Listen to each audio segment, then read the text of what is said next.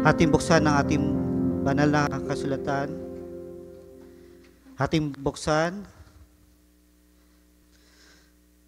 Revelation chapter 2, starting at verse 12.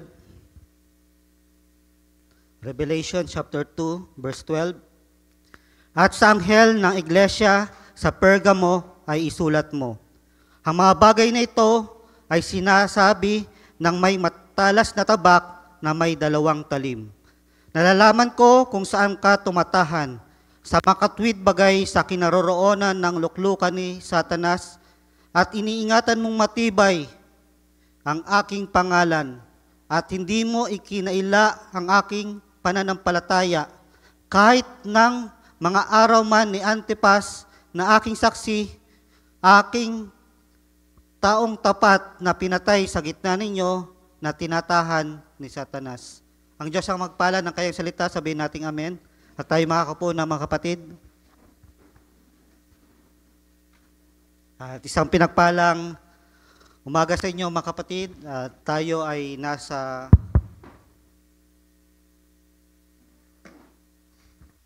ating pag-aaral sa iglesia sa Pergamo. At tayo chapter 5 na mga kapatid. At di ko na pagpapalaon ang oras. Medyo mahaba ito. At dito, Revelation chapter 2, verse 12. At sa anghel na iglesia sa Pergamo ay isulat mo, ang mga bagay nito ay sinasabi, take note for this mga kapatid, ng may matalas na tabak na may 2 talim. Kanina, nabanggit ng ating tagapangunang patungkol sa tabak na may 2 talim mga kapatid. Nalalaman ko kung saan ka tumatahan, sa makatwid bagay sa kinaroroonan ng luklukan ni Satanas. Iniingatan mong matibay ang aking pangalan at hindi mo ikinela ang aking pananampalataya. At dito, sa Pergamum, at kung titingnan natin ang lugar na ito, Pergamum was situated in Mysia, in a district watered by 3 rivers. At ito daw, it was described as the most illustrious city in Asia. Kapag sinabing illustrious, well-known, kilala ang lungsod na ito sa Asia Minor. It was a city of culture with a library second only to that in Alexandria. Sapagkat, kung alam natin mga kapatid, ang mga library nung ang Romano mga kapatid ay doon sa ang unang-una, yung mga library ay nandoon sa Alexandria sa Egypt. Pero pumapangalawa ang lungsod na ito na Pergamo. Ibig sabihin nandoon yung karunungan. Yet it was a city of great sin. Yan ang lagi kasunod noon. Bagamat ang lungsod na ito ay malago, mayaman, bagamat ito daw ay siyudad ng makasalanan. Given over to licentious rites of worship of Aesculapius. Ito, sila ay sumasamba sa Diyos-Diyosan, worship in the form of living serpent. Kaya nga, sinabi doon sa main text natin na ikaw ay tumatahan sa gitna sa lungsod ni Satanas, sapagkat ang mga tao sa lungsod ng Pergamum ay sumasamba sa Diyos-Diyosan. At dito, bagamat nandoon yung karamihan ng tao, ay may nananatili pa rin na mga mananampalataya, a small group of dedicated believers. Hindi hinayaan ng Panginoon na sa lungsod na yon ay pawang mga tao na makasalanan. Nagtira pa rin siya ng mga mananampalataya. A small group of dedicated believers na tumanggap sa ating Panginoong Hesus, mga kapatid. At dito, kung titingnan natin, ang messenger sa panahon na yon ay si Martin. At kung titingnan ninyo, nangyari ang iglesia sa kapanahon ng Pergamum ay between 312 up to 606 AD. At kung titingnan ninyo, yung buwan dyan ay mas lalong dumilim. Kung sa makataong pagtingin, mga kapatid, kung babalikan natin yung Smyrna, di ba yun yung persecution, maraming pinatay. Lalo na sa pinakahuling 10 taon sa panahon ng Smyrna. Pero bakit mas madilim ang sa panahon ng Pergamum? Sapagkat, katulad ng sinabi ng ating Panginoon, huwag kayong matakot sa pumapatay lamang sa laman, kundi yung pumapatay ng Espiritu. Bagamat marami ang namatay sa panahon ng Smyrna, yun ay sa pisikal lamang. Pero mas malala, mga kapatid, kung kamatayan na ng spiritual, mga kapatid. Sapagkat sa panahon na yan, ay magkakaroon, may tatatag yung doktrina, mga kapatid, na kung saan nandoon yung doctrine ng Trinity, lumaganap ang doctrine ng Balaam, mga kapatid. At tingnan natin dito,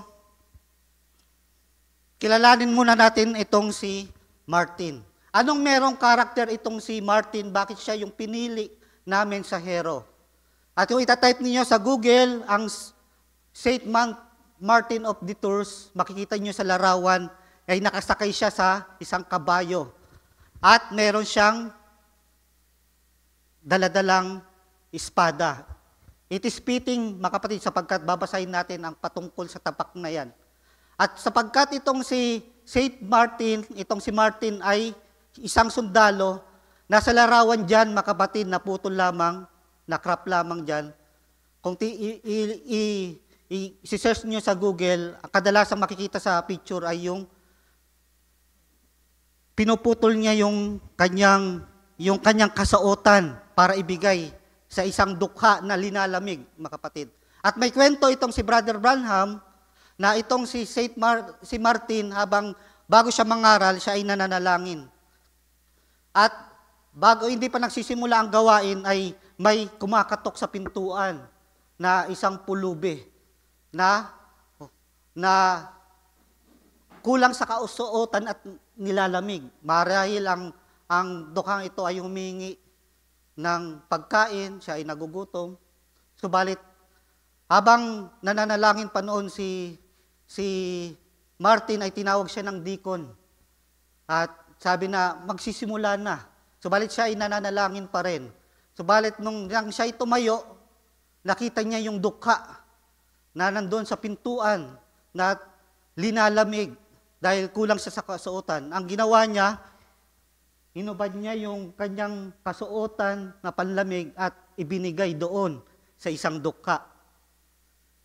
Ano yung karakter na makikita natin dito? Makikita natin, bagamat yung good garment na meron siya, ay ibinigay niya doon sa dukha.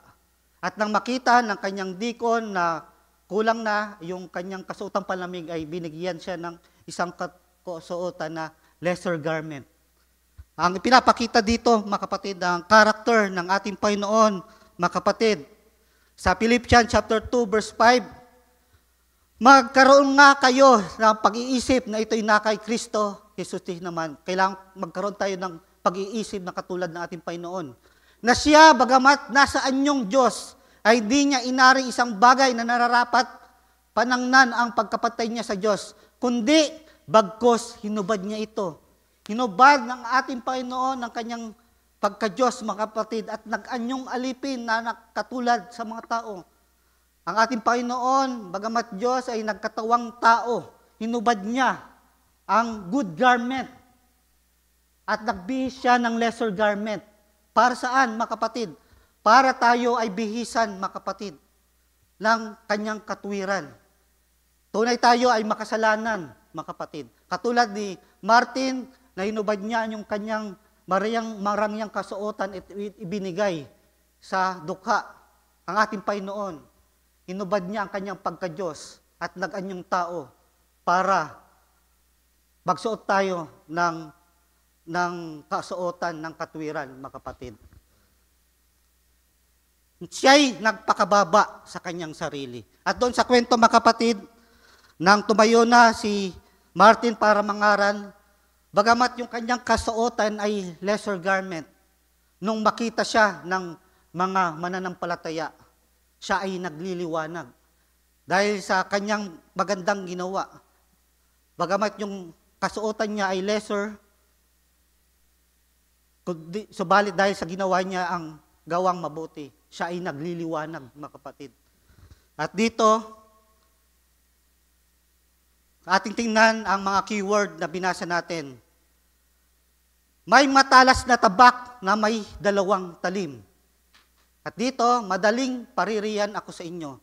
I will come unto thee quickly. At sabi dito, tabak na ang aking bibig. At tingnan natin yung tabak na yan, mga kapatid. Dito sa Hebrews chapter 4 verse 12, binibilisan ko lang, mga kapatid, para matapos natin yung aking nahanda. Sapagkat ang salita ng Diyos ay buhay. For the word of God is quick. Yung quick na yan, hindi kahulugan dyan ay mabilis, mga kapatid. Kundi yung quick na galing yung quickening spirit. Buhay, mabisa, powerful, at matalas kaysa alinmang tabak na may 2 talim. Sharper than any two-edged sword.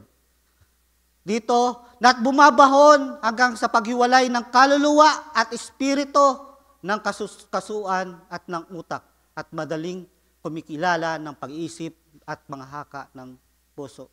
Kaya tayo nagkakaroon ng pag-aaral, mga kapatid. Katulad ng sinabi ng ating kapatid, Brother Branham, kailangan natin ma-discern ang two spirit na kumikilos sa iglesia. Habang ang Panginoon ay gumagawa sa kanyang iglesia, ang espiritu ng kaaway ay gumagawa din. Kaya kailangan dito, bilang mananampalataya, ay mayroon tayong discernment. Ma-discern natin ang two spirit na ito na kumikilos. Sapagkat kapag ma-determine natin ito, mga kapatid, alam natin kung saan tayo lulugar.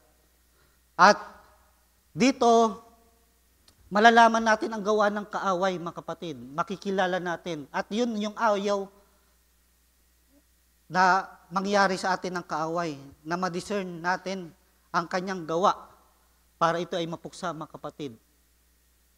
At dito, for the word of God is quick and powerful and sharper than any two-edged sword. Kailangan ito ay tumagos, hindi lamang dito sa ating katawan, mga kapatid. Kailangan tumagos ito sa espiritu at sa kaluluwa. Nung ang woman in the well, mga kapatid, sa balon ay nakatagbo na ating Panginoong Hesus. Ang sabi niya, siya ay humihingi ng tubig. Subalit anong sabi nung babaeng Samaritano ito? Ikaw ay Hudyo, ako ay Samaritana. Bakit ka nakikipag-usap sa akin? Sapagkat ang naaabot pa lamang ng babaeng Samaritana na ito ay sa katawan pa lamang, sa laman pa lamang. Nakikita niya yung pagkakaiba ng Hudyo at Samaritano. At kapag ganyan yung tabak, ay tumatagos lamang yan sa laman. Pero kailangan yan mas bumaon pa, mga kapatid. At nang makausap ng babae na ito, na humihingi ang Panginoon ng tubig, ano sabi ng ating Panginoon? Kung nakikilala mo lamang kung sino yung humihingi sa iyo ng tubig. Sapagkat hindi ka na mauuhaw pa sapagkat yung balon ng tubig ng buhay, the fountain of life. At doon nagtaka yung babae, mga kapatid, sapagkat itinatagos na ng ating Panginoong Hesus, hindi lamang sa laman, kundi sa espiritu, mga kapatid. At sinabi niya na nagtanong na tawagin mo ang iyong asawa. At anong sabi ng babaeng ito? Wala akong asawa.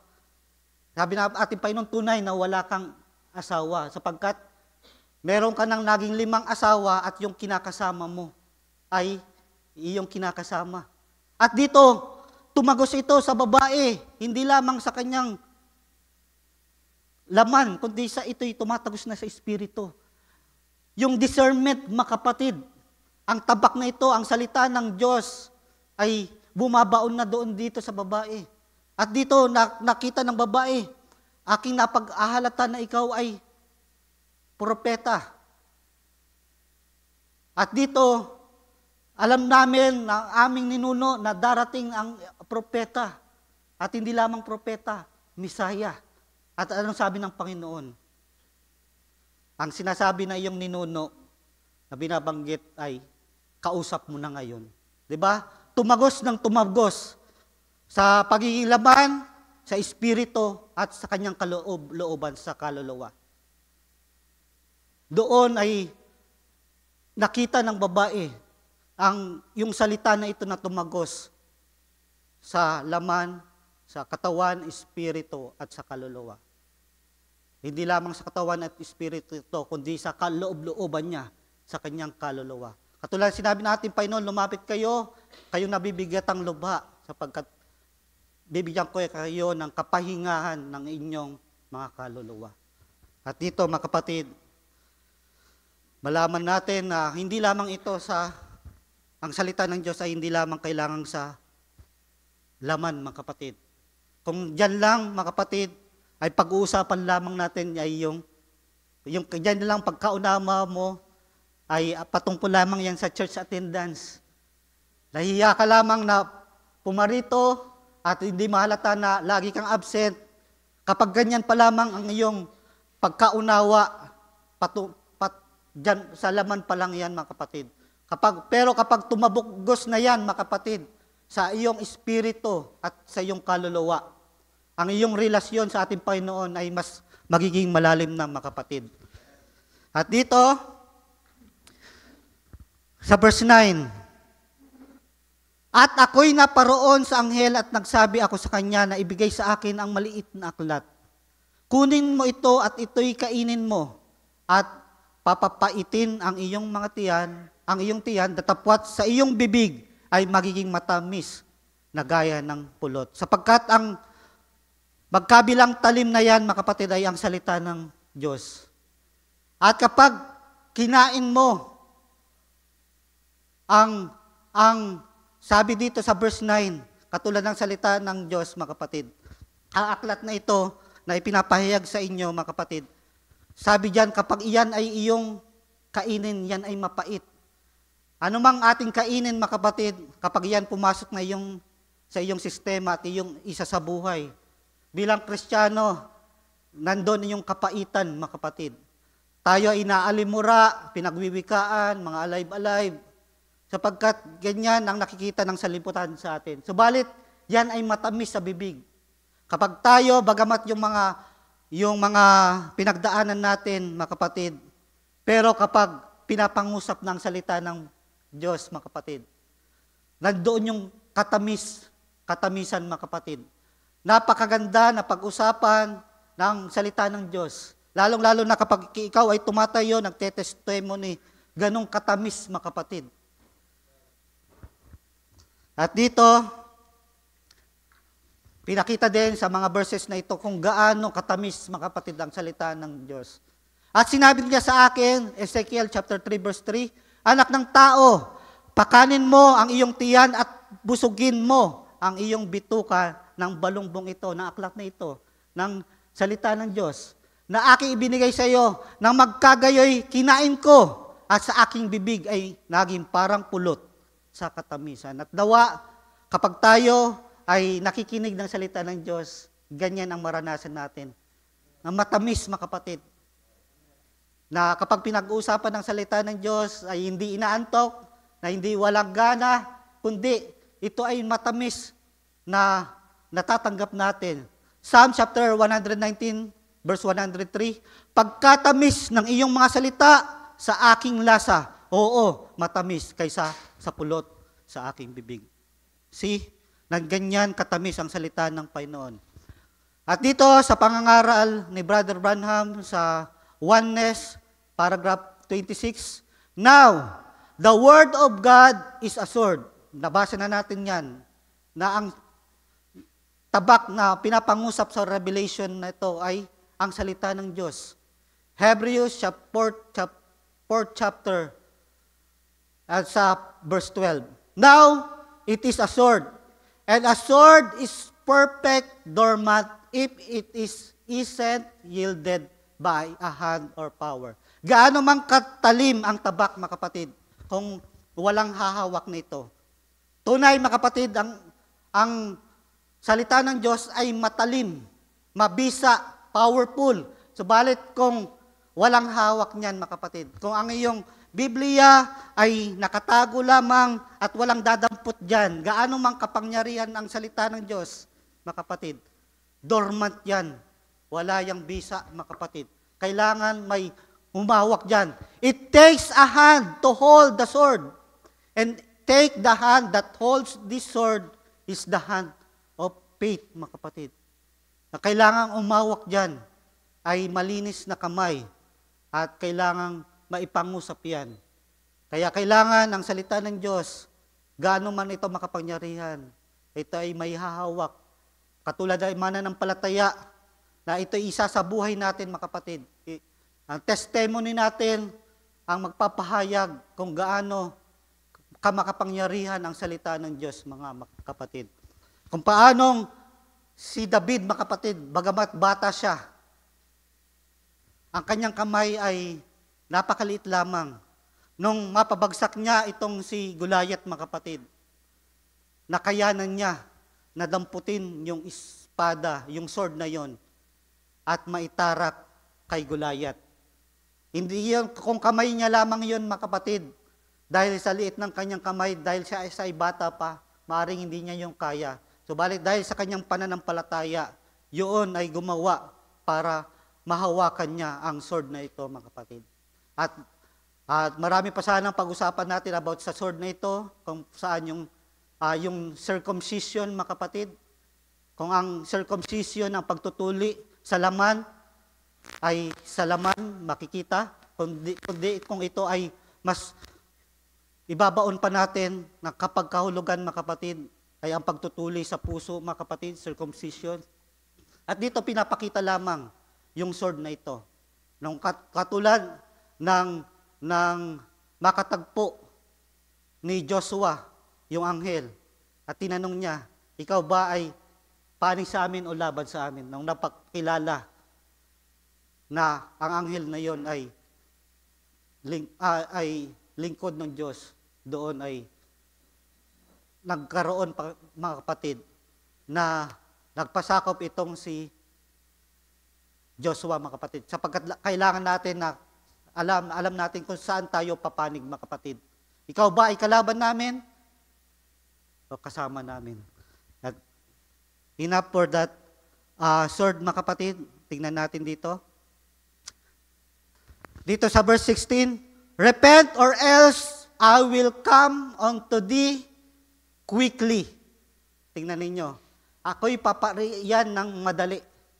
Sapagkat bilang mga mananampalataya, pinapasok natin ang ating Panginoon sa 24 hours natin. Subalit hindi gayon. Marahil yung mga mananampalataya nag-iisip, kailan kaya paparito ang ating Panginoon? Sinabi niya na, I will come unto thee quickly. Minsan, pinagkakasya natin ang ating Panginoon sa 24 hours natin. Subalit, hindi sakop ng oras ng tao ang ating Diyos, mga kapatid. Siya ay eternal, mga kapatid. At para bigyan ko kayo ng idea, dito sa 2 Peter chapter 3, verse 8, one day is with the Lord as 1,000 years. Ang isang araw sa ating Panginoon, katumbas ng 1,000 sa atin. At para magkaroon kayo, mga kapatid, ng idea, sa Revelation chapter 8, verse 1, kung ganyan na isang araw ay katumbas ng 1,000 taon sa tao, mga kapatid, sa Revelation chapter 8, verse 1, ay nagkaroon ng kalahating oras. Nang mabuksan ang ikapitong tatak, ay nagkaroon ng katahimikan ng kalahating oras. Kung gagamitin natin yung one day is 1,000 years, gaano katagal, mga kapatid, yung kalahating oras na yun, mga kapatid? Ika-calculate natin. Kung ika-calculate natin yung kalahating oras, mga kapatid, na katahimikan, yun ay katumbas ng 20.833 years o halos 21 years sa tao. Pero hindi ko naman sinasabi na yung kalahating oras na yon ay yun yung pagpapakahulugan na yun. Pero kapag gagamitin natin yung formula patungkol dyan, ang kalahating oras ay katumbas kagad, mga kapatid, ng halos 21 years, mga kapatid. Tingnan ninyo, kaya huwag natin pagkakasyahin ang oras natin sa kung gaano ang oras ng Panginoon, sapagkat siya ay eternal. Hindi siya nalilate. The great I am siya, mga kapatid. Kung paanong dumating ang ating Panginoon ng ika-4 na araw nang nailibing na si Lazaro. Late ba siya, mga kapatid? Hindi, mga kapatid. Kung nung nangusap ang ating Panginoon kay Abraham na siya ay magkakaanak at nangyari na after 25 years pa, mga kapatid, late ba ang ating Panginoon? Hindi, mga kapatid. Nung sinabi ng ating Panginoon na magkakaroon ng baha, and after 120 years pa ang nangyari, bago nang mangyaring sabihin ito kay Noah, late ba ang ating Panginoon? Hindi, mga kapatid. At nung ipangusap ni Isaiah na magkakaroon ng birhen na mga anak na sanggol, and after 712 years pa nangyari ito, late ba ang ating Panginoon? Hindi, mga kapatid. I will come unto thee quickly. Ganon. No matter it is 4 days, 25 years, 120 years, 712 years, mga kapatid, madali pa rin yan sa ating Panginoon. Sapagkat ang oras niya ay hindi natin oras, mga kapatid. Hindi siya sakop ng ating oras. Kaya pag sinabi niya na siya ipaparito, mga kapatid, alam natin na papangyarihin niya ang kanyang pangako, mga kapatid. I will come unto thee quickly. At tayo ay maghintay lamang.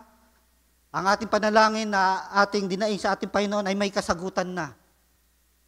Oo, merong mga instant na sinasagot ng ating Panginoon. Subalit, bigyan lang naman ng ating Panginoon ng oras, mga kapatid. At papakita niya, gagawin niya ang kanyang mga pangako, mga kapatid. Dito, sa pangangaral ni Brother Branham na a trial, tingnan ninyo kung paano si Abraham naghintay, mga kapatid. And I keep believing every month it would happen. She got older and older all the time. Nang sinabi ng ating Panginoon na itong si Sarah ay maglilihi, bagamat siya ay baog at matanda na, nung unang nga ay tumawa pa si Sarah. Subalit, si Abraham ay pinanghawakan ito. 25 years later, God keep His word true. Siya ay tapat sa mga kanyang pangako, mga kapatid. It happened. At alam natin na mangyayari yan. Abraham, that's a good witness. Saksi si Abraham dyan. The word never said when, hindi man sinabi kung kailan ito mangyayari. Subalit dahil sa ito ay pinangako ng Panginoon, yan ay mangyayari. I'll give you a child, son by Sarah. At maging man sa Book of Acts, pinangusap sa mga alagad, tarry in the city of Jerusalem until you're endued with power on high. Hindi sinabi sa mga alagad kung kailan. Basta sinabi na manatili muna sila sa Jerusalem at doon yun nga nangyari ng banal na espiritu ay lumukob sa kanila, mga kapatid. At ganyan, mga kapatid, I will come quickly. Bagamat hindi sinabi ang oras, mga kapatid, mangyayari yan. At walang matagal o mabilis na oras sa Diyos. Hindi siya late lagi, mga kapatid. He makes all things beautiful in His time, hindi sa ating oras, mga kapatid. Romans chapter 4, verse 19 to 21. Sapagkat habang naghihintay si Abraham, mga kapatid, ano ang nangyari? At hindi humina sa pananampalataya. Titinan ninyo kung si Noah pa, mga kapatid, nangangaral siya na uulan, subalit pagbubukas niya ng pintana ay yung sikat ng araw yung nakikita niya. Diba? Panghihinaan itong si Noah dapat. Subalit dahil siya ay humawak sa pangako ng Panginoon. Anong ginawa ng mga mananampalataya dito sa Old Testament? Hindi humina sa pananampalataya. Ipinalagay man ang kanyang katawang tulad sa patay na. Gayon, matanda na itong si Abraham at itong si Sarah ay baog. Dubalit, sinabi ng Panginoon, and after 25 years, bago pa man saka pa lang ito nangyari. Kundi sa pagtingin niya sa pangako ng Diyos, ay hindi nag-alinlangan. Kailangang alisin ang pag-aalinlangan sa atin, mga kapatid. Sa pamamagitan ng pananampalataya, kundi sa halip na sila ay manghina dahil sa sitwasyon, yun pa ay lumakas sa pamamagitan ng pananampalataya. At tingnan ninyo, mga kapatid.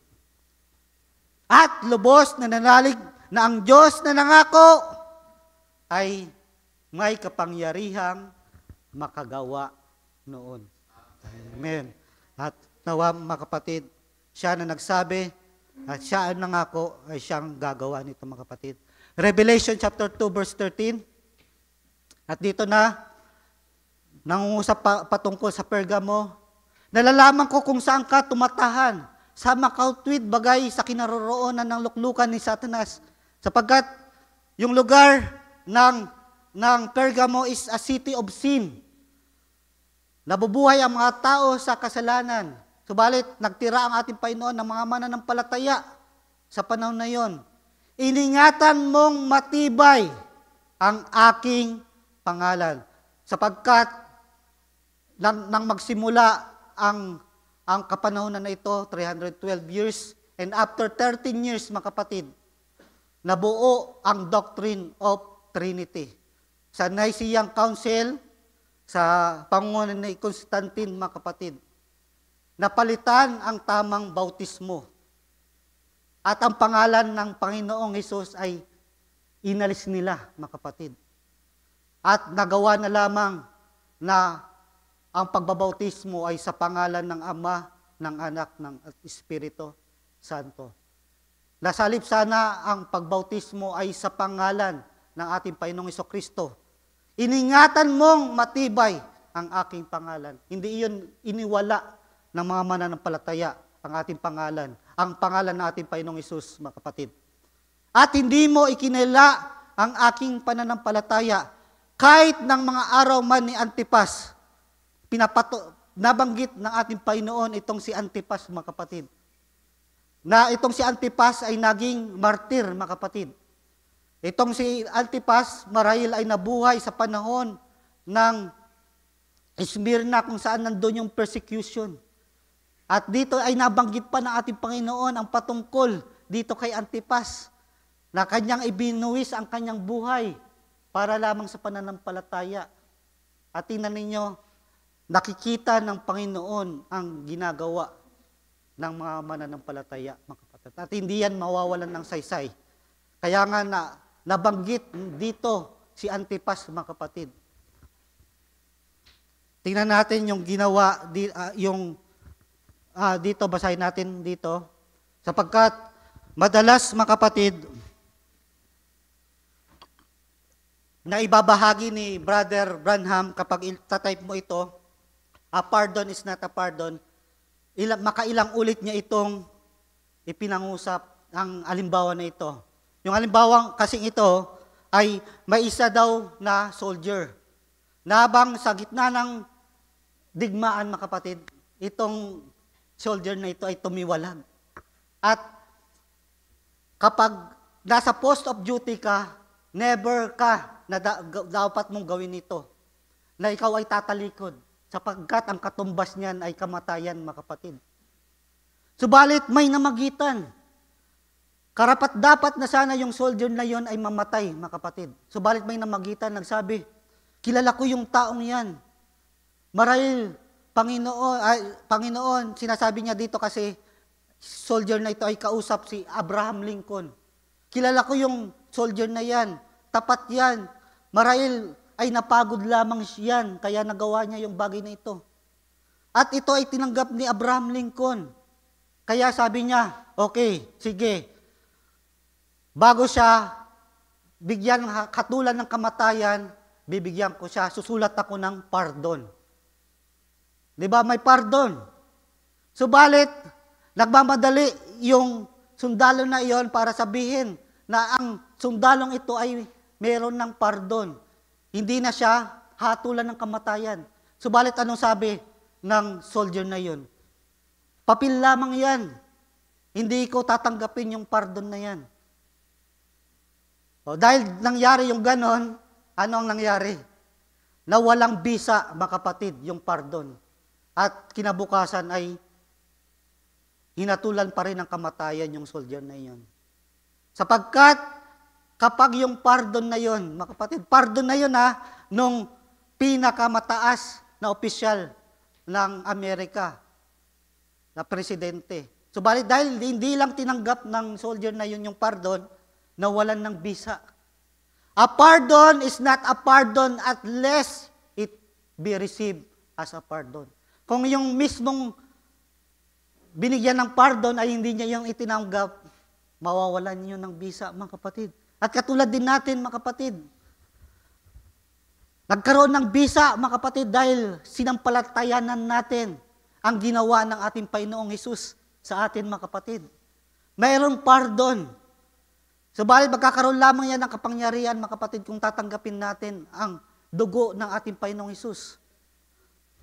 Available yan sa mga labas, mga kapatid. Subalit, dahil sa hindi nila tinanggap ang salita na pagtanggap sa ating Panginoong Hesus, wala yung bisa sa kanila, mga kapatid. Subalit sa atin, na tinanggap natin ito, ay may bisa at kapangyarihan nito sa atin. But every word of God is a promise. Promise lamang yan to those who believe that it is a promise. Ang pangako ng Diyos ay pangako sa mga mananampalataya na may pangako, mga kapatid. Sapagkat yung pangako na yan ay pangako din sa labas. Subalit, dahil yan hindi tinanggap ng nasa labas, hindi yun pangako sa kanila, mga kapatid. It's your mental attitude towards it. Kung yung pardon or whatever is a promise for your healing, kapag sinabi na sa pababagitan ng latay na ating Panginoon, ikaw ay nagsigaling at tinanggap mo yan, ikaw ay gumaling, mga kapatid. For His words are eternal, mga kapatid. At dito, pinapangusap dito yung memorial, pag-aalala, nabanggit ng ating Panginoon si Antipas. Kaya nga yung mga gawa natin, mga kapatid, tinitingnan yan ng ating Panginoon. Di ba? Nung yung babae, the woman with alabaster box, di ba? Datapwat ng mahalata ni Jesus sa sinabi sa kanila, sapagkat nung bumisita ating Panginoon, pinahanyayahan siya ni Simon, at nandun, mga kapatid, may lumapit na babae sa kanya. At yung babaeng ito ay nagdala ng engwento, pabango, mga kapatid, at kanyang ibinuhos sa ating Panginoon. Subalit, itong mga alagad, sila ay naghihinayang, mga kapatid. Sabi na, sayang naman, yung alabastro na yan, kung ibinenta lang yan ay di sinsanay napakinabangan pa. Subalit, dahil sa ito'y ginawa ng babaeng ito, mga kapatid, nalaman ng ating Panginoon na ginawa ito ng babae para sa ating Panginoon. Diba? Sabi niya kay Simon, ako'y inyong inanyayahan, subalit ikaw ay busy makiusap dyan. Subalit itong babaeng ito, bagamat makasalanan, ibinigay niya kung ano yung meron siya. At dahil sa ginawa niya, tingnan ninyo, nakikita ng Panginoon ang bawat gawa natin, mga kapatid. Hindi yan nawawalang saysay. At dahil sa ginawang ito ng babae, saan man ipangaral ang ebanghelyo ito sa buong sanlibutan, katulad ng na ipapangaral sa umagang ito, nabanggit ang babaeng ito, mga kapatid. Diba? Nasaysay ang ginawa ng babaeng ito sa pag-alala sa kanya. At maging man tayo, mga kapatid, in memory. Sapagkat yung mga ginawa ng mga mananampalataya sa mga nagdaang taon, na sila ay na-persecute, sila ay nanindigan sa pananampalataya, sila ay nakasulat sa pag-aalala. At tayo mga kapatid, sino yung mag-memory, yung mag-aalala sa ginawa natin mga kapatid? Nasa last days na tayo mga kapatid. Wala nang natitirang oras pa na mag-aalala. Subalit, may gagawin na ating Panginoon. At sinabi niya, anong iyong ginawa? At tingnan muna natin dito mga kapatid, ang dugo na nangusap. Hindi ko siguro nasama yung, eto nagkabaliktad mga kapatid. Dito, tingnan muna natin ito.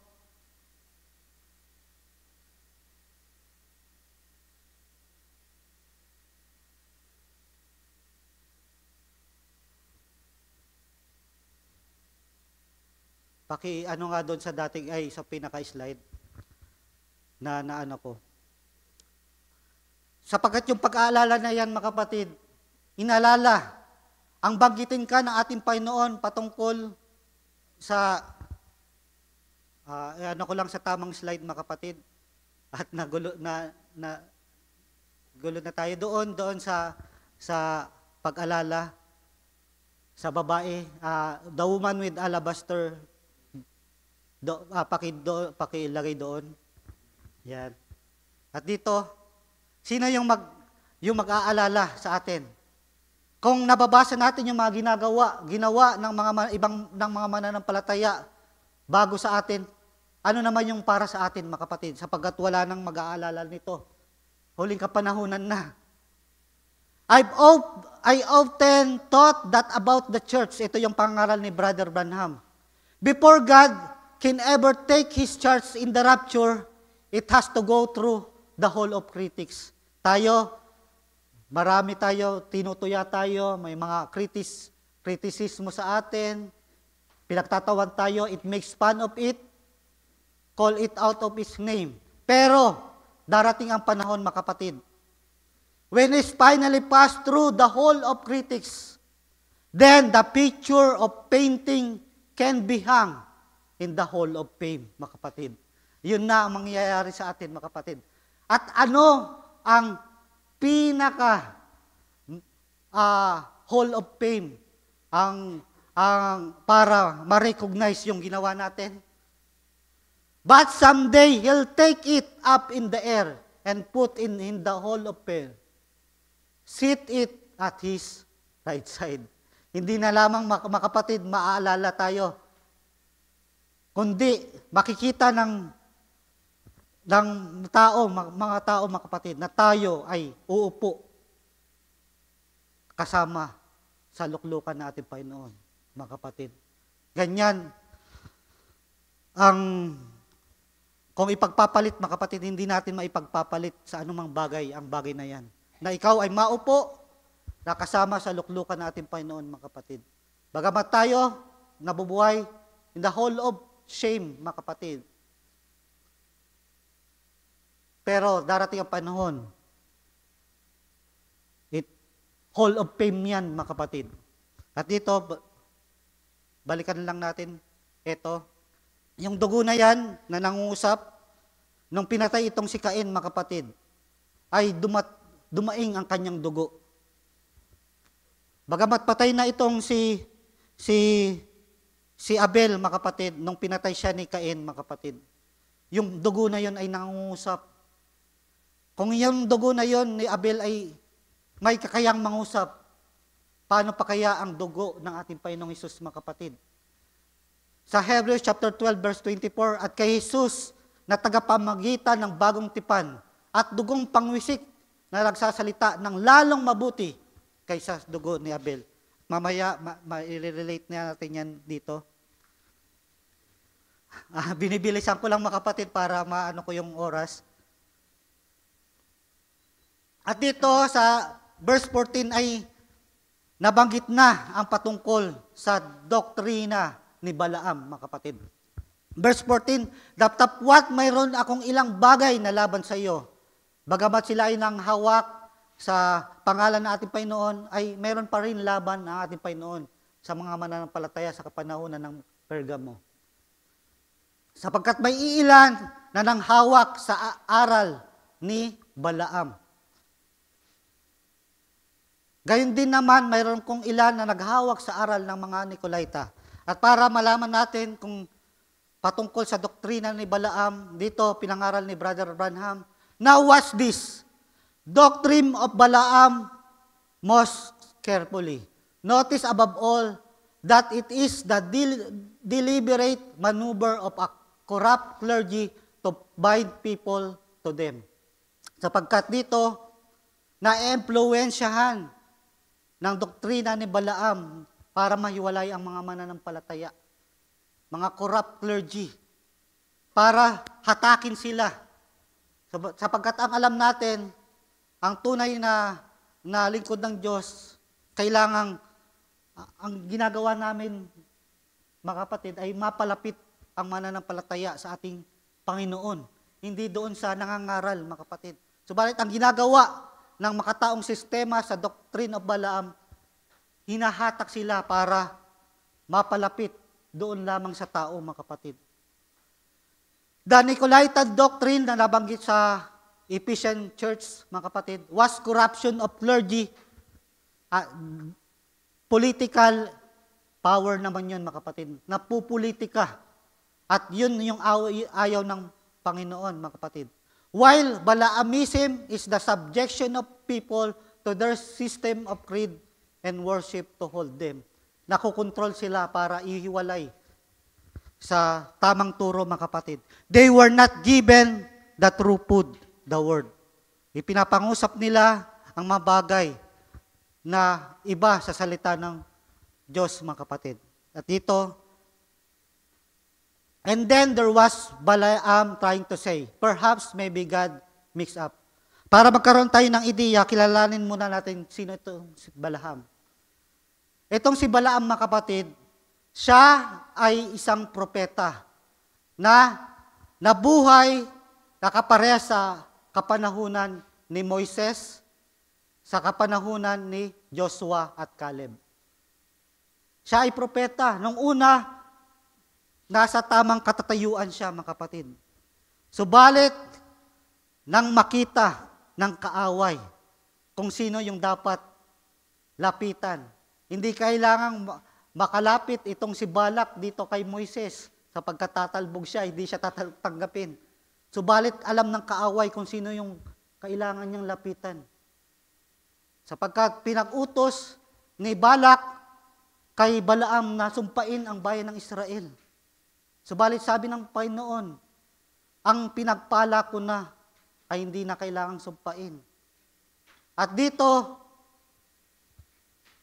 pinagbigyan in-entertain nitong ni Balaam yung offer ni Balak dahil sa pera, mga kapatid. Nadisin sana, nung una, hindi niya ito tinanggap. Balit dahil sa pamamagitan ng pera, siya ay nag-compromise.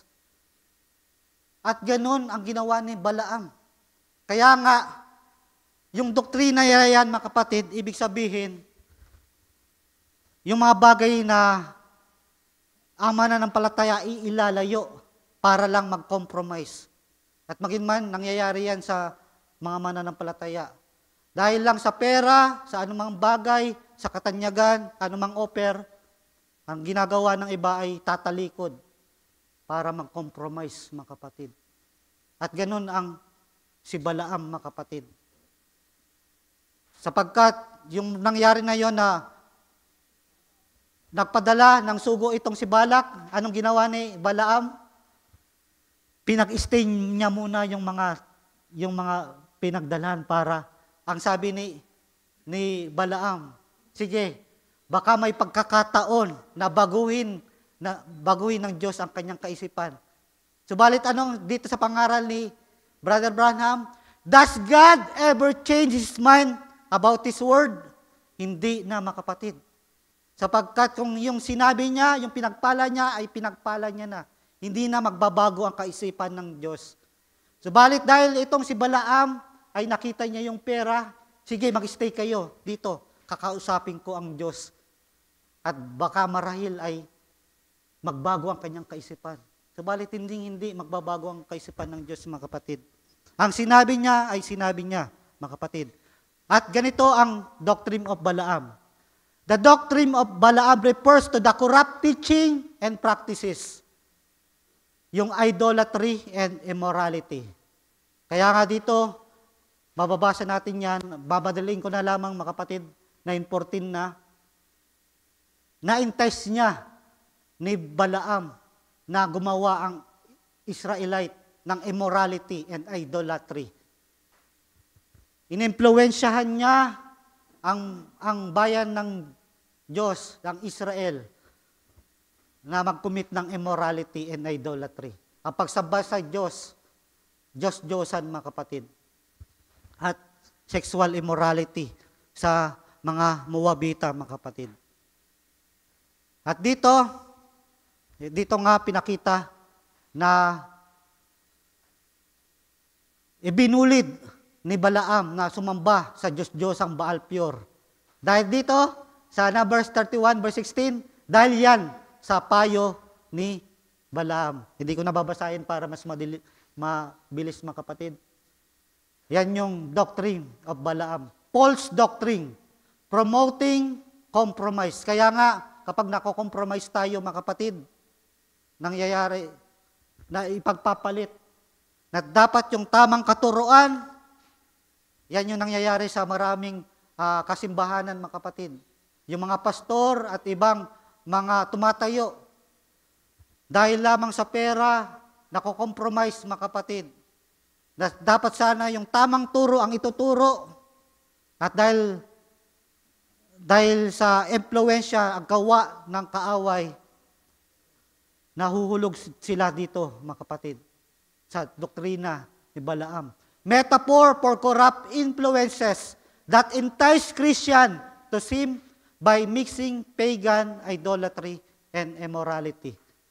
At ganun yan, mga kapatid. Kaya dito sa verse 16, magsisi ka nga o kung hindi ay madaling paririyan ako sa iyo at babakain ko sila ng tabak ng aking bibig. Ang may pakinig ay makinig sa sinabi ng Espiritu sa mga iglesia. Ang magtagumpay, laging binabanggit ito, mga kapatid, to those who overcome, mga kapatid. Kailangan lagi tayong mananagumpay. Ay bibigyan ko ng manang natatago. Hidden manna. Hanggang dito mula tayo sa hidden manna na ito, mga kapatid. At ano yung hidden manna? Alam natin yung manna, yan yung pagkain na hinuhulog mula sa langit para kainin ng mga Israelita sa kanilang paglalakbay. Yun yung manna na napro-provide ang kanilang pang-araw-araw.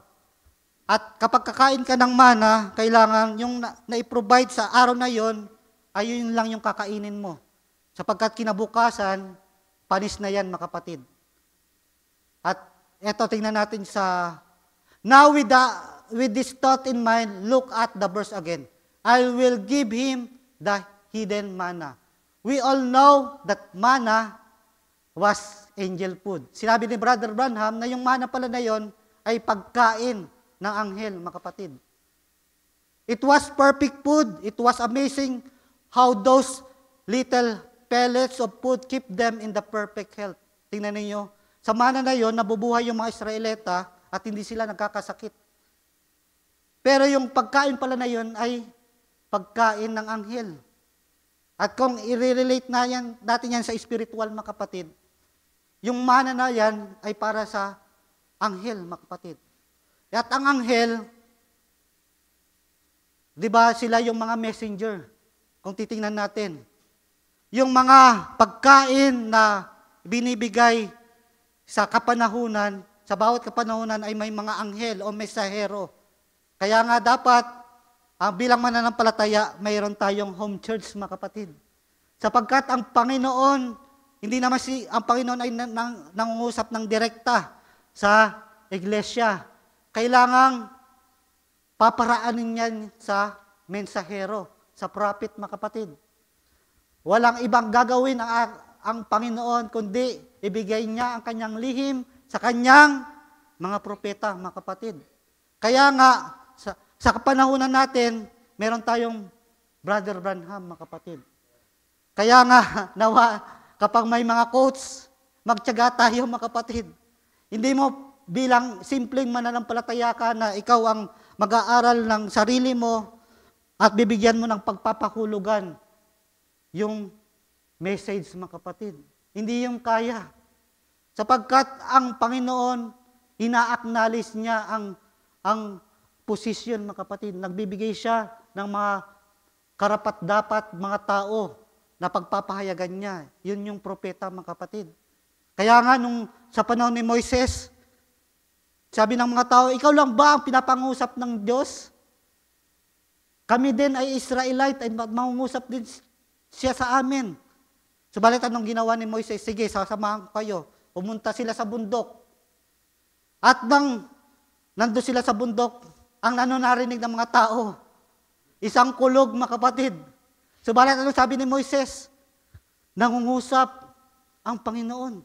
Sa ibang tao, kulog yung napapakinggan nila. Subalit kay Moises bilang propeta, malinaw sa kanya ang mensahe, mga kapatid. Kaya nga, mga kapatid, kailangan bumasi lamang tayo. Sapagkat yung mga prophet, they are created by God differently, mga kapatid. Kaya nga, kailangan kapag may pinangusap ang Panginoon sa propeta, babayan sa atin, mga kapatid. At oras na, alayaan nyo lang ng 10 minutes, mga kapatid. Tatapusin ko ito. Tingnan ninyo, yung daily manna, may pagkakaiba yan, may level yan. Sa outer court, dito, sa pinakadulo, yung mga mula sa gate, sa bakod, nandiyan yung mga Israelita na kailangan pumulot ng mga daily manna. Yun yung pagkain pang lahat. Pero kapag ikaw ay pumasok na doon sa pinakaloob na may harang dito sa tabernakulo, meron na dyan ang pagkain na shewbread. Yan ay para sa mga sacerdote, priest. Pero kapag doon sa loob, pinaka-holy of the holies, mga kapatid, nandoon nakatago yung hidden manna, mga kapatid. Dito, may level yan. Kung yung doon sa labas, daily manna lamang yung tatanggapin mo. Subalit dito kapag pumasok ka na, makakain mo yung showbread, yung pagkain ng mga priest. Kaya nga, yung mga tumatayo, yung naipapahayag ng mga pastor, showbread ang maibibigay. Sapagkat yung mga iglesia, tayo ay lalago sa kapahayagan na meron ibinigay doon sa pastor. Sapagkat yung principle, you cannot give what you don't have, mga kapatid. Tayo ay nakasalalay sa pangungusap, sa pinapahayag ng ating pastor ng fivefold ministry, mga kapatid. Subalit, kapag yan ay pumasok na sa pinakaloob-looban, doon na yan sa Holy of the Holies, mga kapatid, na yung head, yung mana na yon, na dinampot din naman doon sa mana, nung inalagay siya sa Holy of the Holies, hindi yun napapanis, mga kapatid. At yung pagpapakulugan sa hidden manna na yan, mga kapatid. The bread from heaven symbolized by manna. One day come down from heaven. Believe on Him. Kaya nga yung manna na yan, anong sinabi ng ating Panginoon? I am the bread of life. I am the living bread that came down from heaven. Yun yung manna na bumaba mula sa langit, mga kapatid. At walang ibang, kundi ang ating Panginoon yan, mga kapatid. Well, what is the hidden manna? The manna. At kulang na talaga ako, mga kapatid, ng oras. Yan ay yung revelation of the word given to the angel of that age. It's a little bigger revelation of what Christ is, maybe a little higher call. Tatapusin ko lang ito, mga kapatid. Dito, sabi ng ating kapatid, Brother Branham, Jesus is the hidden manna. Christ is the church manna. Diba? Nung Old Testament, may nakakakain ng Mana, yung regular mana, para yun sa lahat. Pero kapag yung nakakain ay yung shewbread, yun yung pagkain ng priest. Pero kapag yung hidden manna na, para sa Holy of the Holies, mga kapatid, ang tanging makakagawa lang yan ay ang ating Panginoong Hesus. Mas lalalim at mas lalalim yan, mga kapatid.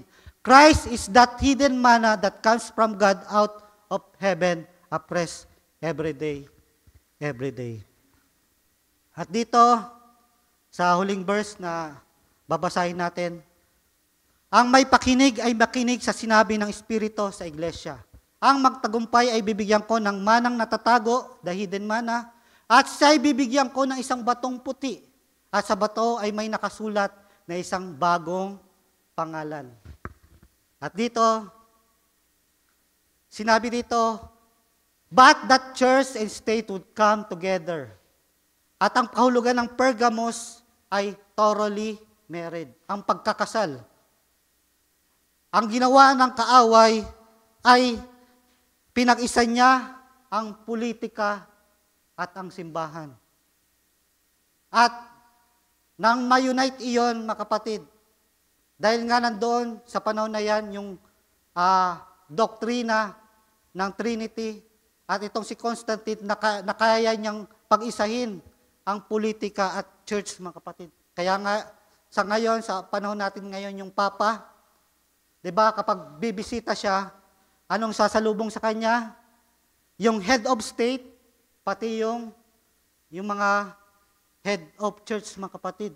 Dalawa, sapagkat hawak niya parehas, yun. At yan ay hybrid, mga kapatid. Hindi kailangang pagsamahin yung dalawang yan, politika at reliyon. Yan yung pinagsama sa panahon ng Pergamos. Subalit, kapag gagawa ang kaaway, gagawa din ng ating Panginoon. Kung mayroong nangyaring kasalan, dito ay mayroon din kasalang mangyayari para sa atin, mga kapatid. At dahil sa new name, tingnan natin yung new name. Kapag nabago yung pangalan mo, kapag dito, di ko na babasahin yan, mga kapatid, si Jacob, nung nabago yung kanyang pangalan sa Israel, nabago yung kanyang buhay dahil siya ay nananggumpay nung nag-wrestle sa angel of God. At dito, nung si Simon, nabago ang kanyang pangalan sa Pedro. Si Saul, nabago ang kanyang pangalan bilang Pablo. Diba? Nabago yung pangalan at nabago din ang kanilang buhay, mga kapatid. Kung paano sila kumilos at namuhay, mga kapatid. At tayo ay babaguhin din ang pangalan na nabanggit yan, mga kapatid. Sapagkat magkakaroon ng kasalan, mga kapatid. Sabi dito ni Brother Branham, there is fine people in the world, fine churches. Napakarami ng iglesia, ng mga kasimbahanan. Pero there's one Mrs. Jesus Christ. Ito yung mga nobya ng Panginoon na dadatnan ng ating Panginoon, mga kapatid. Tayo, yung Mrs. Jesus Christ dito, mga kapatid. At dahil nakakabit ang pangalan ng ating Panginoon sa atin, anong ginagawa natin? All we do in the word, indeed, we do it in the name of Jesus Christ, mga kapatid. Tayo ay nobya ng ating Panginoon. Tayo ay Mrs. Jesus Christ. At yan ay nakatago sa iba. Kung yung revelation ay para sa iba, ay natatakot sila para dito, masisira yung ulo nyo sa pagbabasa ng revelation. Subalit, ano sabi ni Brother Branham? We like it. Sapagkat ang revelation is a book of symbol at yung mga natatagong mga bagay dito ay pinakita ng ating Panginoon. Na-reveal yan, mga kapatid. At dito, kung nagkaroon ng kasalan doon, pinagsama ng kaaway ang estado at ang church, ang gawa ng ating Panginoon, di ba, magkakaroon ng kasalan, mga kapatid. Sinabi dito sa Hosea chapter 2 verse 16, at nangyari sa araw na yon, sabi ng Panginoon, tatatawagin mo akong Eshi, at hindi mo na ako tatawaging Baali. It will come about that time, declares the Lord, that you will address me as my husband, and you will not longer call me my master. Sa relasyon na yan, mga kapatid, malaking pagkakaiba yan, mga kapatid. Yung ginawang example dito nga, kapag in relation ng master at servant, kapag ikaw ay may inuutusan, yung servant ay naghugas ng pinggan. At kapag nabasag niya yung pinggan, anong sasabihin nung master? Sasabihin niya, napakamahal niyan. Binasag mo yan, para ka manatili, babayaran mo yan, o maaari aalisin siya sa tungkulin dahil nabasag niya yung pinggan.